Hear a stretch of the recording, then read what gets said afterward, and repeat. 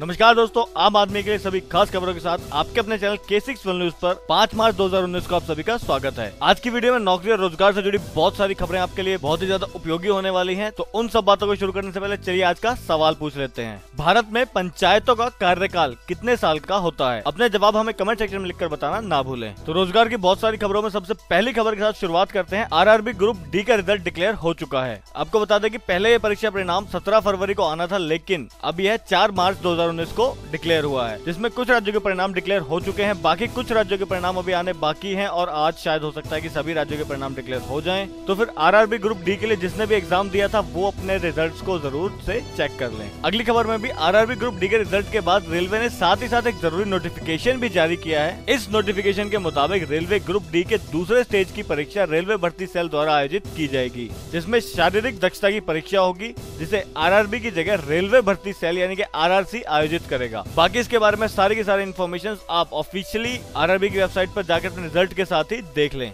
तो फिर दोस्तों अगली खबर में मार्च में इन तारीखों को रहेगी बैंक की छुट्टी, इसके अनुसार ही कर ले अपने कार्य को शेड्यूल। आपको बता दें कि 20 और 21 तारीख को होली के कारण बैंकों की छुट्टी रहेगी। वैसे 22 मार्च शुक्रवार को बिहार डे भी है, इसके कारण बिहार में बैंकों की छुट्टी रहेगी और 23 मार्च को शहीद भगत सिंह की पुण्यतिथि के कारण पंजाब और हरियाणा में बैंकों की छुट्टी रहेगी। तो फिर आप इन बैंकों की छुट्टियों के हिसाब से अपने बैंक रिलेटेड काम को शेड्यूल कर लें। तो चलिए बढ़ते हैं अपनी अगली खबर की ओर। अगर आपके पास इंडियन कंपनी का LPG सिलेंडर है तो आपके लिए खबर बहुत ही जरूरी है। 10 रुपए सस्ता आप LPG सिलेंडर को अपना खरीद सकते हैं।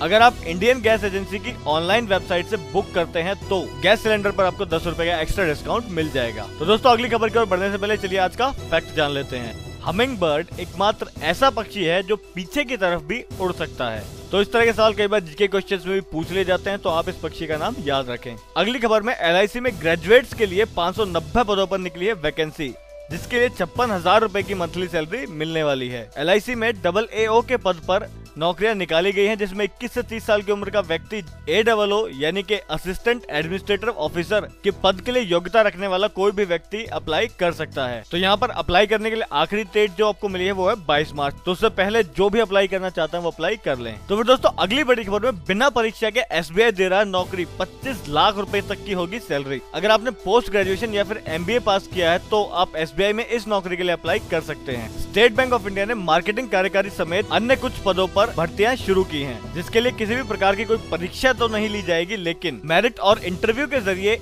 इन सभी पोस्ट पर चयन किया जाएगा। तो जो भी लोग इसके लिए अप्लाई करना चाहते हैं वो SBI की ऑफिशियल वेबसाइट www.sbi.co.in पर जाकर अप्लाई कर सकते हैं। तो दोस्तों अगली खबर में आपके लिए एक महत्वपूर्ण जानकारी। पोस्ट ऑफिस की गुल्लक में आप रोज 33 रुपए की सेविंग करके 73,000 रुपए बचा सकते हैं। अगर आप पोस्ट ऑफिस की RD यानी कि रेकरिंग डिपॉजिट में रोजाना 33 रुपए के हिसाब से सेविंग करते हैं तो आपको 5 साल में 73,000 रुपए इकट्ठे हो सकते हैं। तो दोस्तों अगली खबर में आपके लिए एक और महत्वपूर्ण जानकारी। अगर आपके पास भी सोने के बिस्किट, सिक्के, बार, ज्वेलरी आदि है तो आप उसको बैंक में जमा करके अच्छी खासी कमाई भी कर सकते हैं। इस स्कीम को गोल्ड डिपॉजिट स्कीम कहा जाता है, जिसमें आप बैंक में अपने सोने को जमा करके एक फॉर्म के साथ अपने डॉक्यूमेंट्स को जमा कर देते हैं, जिस पर बैंक के द्वारा आपको ब्याज भी दिया जाता है और जब आपको जरूरत हो आप अपना गोल्ड वापस भी निकाल सकते हैं। तो फिर स्टेट बैंक ऑफ इंडिया में आप इस तरह का अकाउंट खुलवा सकते हैं, जिसमें आप 1 साल से लेकर 15 साल तक अपना सोना जमा कर सकते हैं। तो दोस्तों प्रधानमंत्री नरेंद्र मोदी ने की है one nation one card scheme की शुरुआत, जिसके तहत आपको देश में कहीं भी किसी भी तरह के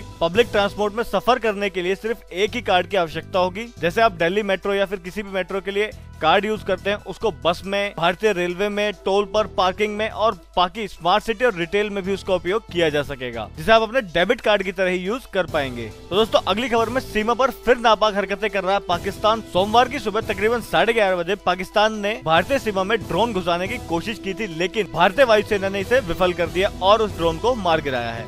तो फिर दोस्तों अगली खबर में आप सभी लोगों के लिए एक जरूरी सूचना। पाकिस्तान से भारतीय नामों के कई सारे सोशल मीडिया अकाउंट्स ऑपरेट हो रहे हैं, जिन पर वो भारतीय सेना और भारतवासियों के खिलाफ बातों को शेयर कर रहे हैं, जिसमें गलत बातों पर अफवाहें फैलाकर सांप्रदायिक माहौल को बिगाड़ने की कोशिश की जा रही। तो आप सभी लोगों से हमारी विनती है कि किसी भी तरह की खबर को बिना सत्यापित किए आगे शेयर ना करें।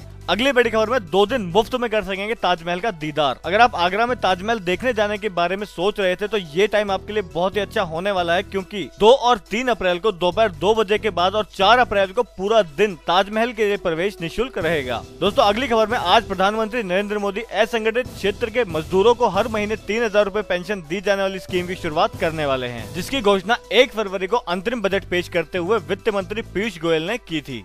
तो दोस्तों अगली खबर की ओर बढ़ने से पहले आप सभी लोगों से एक और गुजारिश, अगर आपने अभी तक हमारे चैनल को सब्सक्राइब नहीं किया तो सबसे पहले इसी तरह खबरों के अपडेट जानते रहने के लिए हमारे चैनल को सब्सक्राइब कर लें और साथ ही साथ बेल नोटिफिकेशन आइकन को भी दबा दें ताकि भविष्य में अपडेट्स आपको अपने आप मिल जाएं। दोस्तों अगली खबर में Realme 3 भारत में लॉन्च हो चुका है, जिसके 2 वेरिएंट, एक 8,999 रूपए और 10,999 रूपए में उतारे गए हैं। 12 मार्च को दोपहर 12 बजे से फ्लिपकार्ट पर ये फोन आपके लिए अवेलेबल हो जाएगा। दोस्तों वीडियो की शुरुआत में पूछे गए हमारे आज के सवाल का जवाब देना हमें बिल्कुल भी ना भूलें।